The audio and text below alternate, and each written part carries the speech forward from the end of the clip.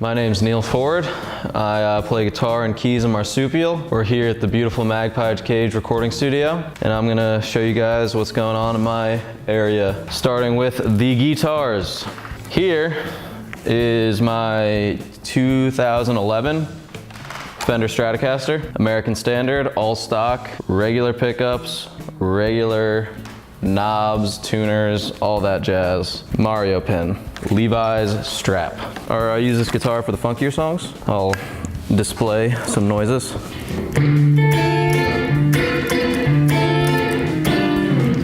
It's Mojo Jojo, coming up on our next album, which we are currently recording. I've had this guitar since I was a youngin', and it's been the crux of my guitar playing for many years.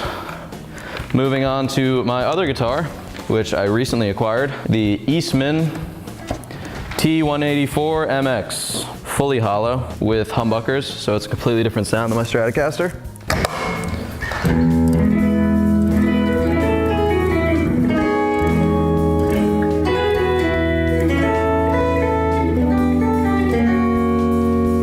Moving on to the pedal board. First thing in my chain, as everybody should have, trusty old tuner, and then that goes straight into my volume pedal, which I use mostly for cutting my guitar signal as I move to the key station, maybe some whale noises. And that goes straight into my envelope filter, kind of like a Jerry tone, which goes straight into my drive section. My drive section consists of two overdrive pedals, one set to high gain and one set to like more of a boost, low gain type thing. The first is the high gain, which is a Maxon Vintage Overdrive Pro, essentially a TS-808. It's got a little more low end.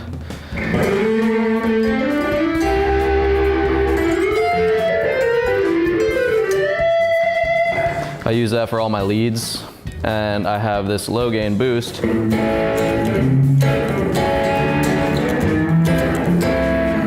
which I use for rhythm guitar, and if Chris and I are harmonizing on some stuff, I'll use it so we don't clash with our gain stages too much. Moving on, I got the Phase 95,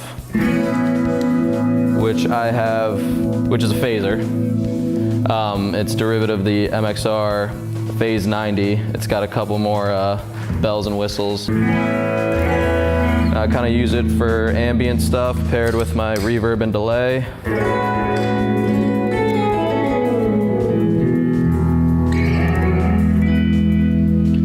And I also use it for a slow sweep when I'm doing funkier stuff.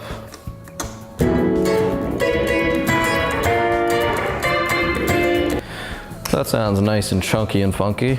The other modulation pedal I have is a Walrus Audio Julia. It's kind of like my oddball wacky pedal. It's chorus vibrato, which essentially means it just sends you underwater.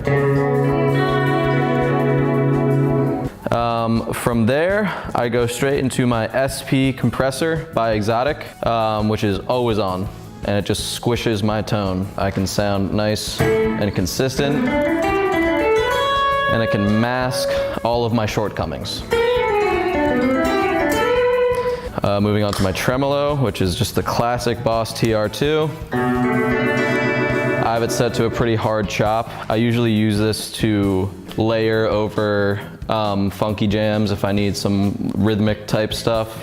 And next I have my Stereo Memory Man with Hazardeye, which is my oldest pedal. I've had it for I think 10 years, which is kind of crazy. It's a delay pedal with a ton of features. I only use one.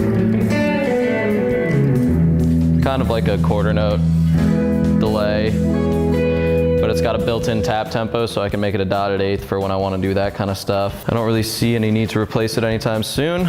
Pretty happy with it. And the last pedal in my chain is a Digital Reverb RV5 by Boss, set to a Hall setting with kind of a longer decay, just because I like reverb a lot and I don't use my amp reverb. And honestly, Jim James from My Morning Jacket uses this pedal, and I bought it because of that.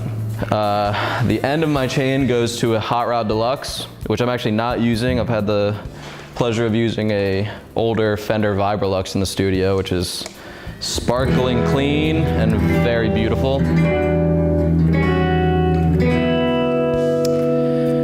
I'm using a Voodoo Labs Pedal Power 4x4 to power the whole thing. I try to avoid using a million pedals. This is kind of what I've stripped down to the bare necessities. Moving on to the keyboards, my other job when I try to pretend like I'm a keyboard player. I got my Yamaha MX49, a very nice versatile keyboard, and this is a more budget line, good for gigging, good for the road. And it's got a lot of nice sounds on it from the Motif engine. Wurlitzers, Rhodes, organs, synth pads, synth leads, and I use it for all of those things. And I pair that with my trusty microKORG. Everyone's gotta have one. I use the microKORG for all my synth needs, really.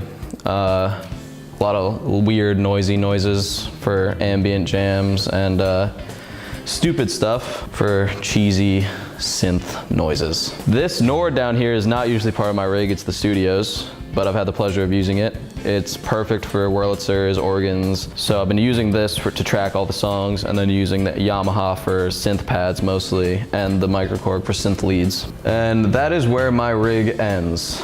Magpie Cage is a beautiful studio. We've had a lot of fun tracking here. Gotta give a lot of credit to our buddy Matthew King, who is an amazing audio engineer who has helped us record our last EP and our forthcoming LP, which we are very, very excited to bring out to you guys. Thank you.